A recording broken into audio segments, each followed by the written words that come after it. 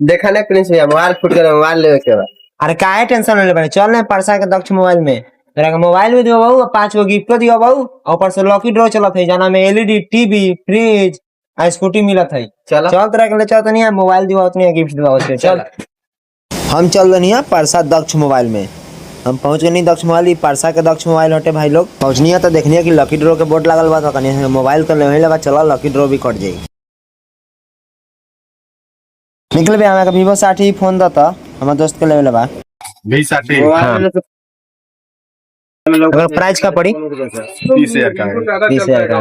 30,000 का फोन है, 5 गो गिफ्ट है और बाकी लकी ड्रॉ है। लकी ड्रॉ में क्या बा? स्कूटी है, फ्रिज है, साइकिल है, एलईडी टीवी है, इंडक्शन है और आयरन वगैरह बहुत सारे चीजें हैं।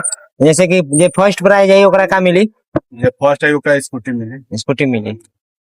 ठीक बात, मोबाइल हम निकले लगा दोस्त के ठीक है। ले दो। तब हमार दोस्त मोबाइल खोले लगला ना, ओकर बाद हम निकल लकी ड्रॉ लेवे लगनी है सर। ये लीजिए गिफ्ट और ये है लकी ड्रॉ, आप इसको भर दीजिए, फिर छठ पूजा बाद जी इसका ऐसी होगा। आप लेके कैसा लगा? बहुत अच्छा।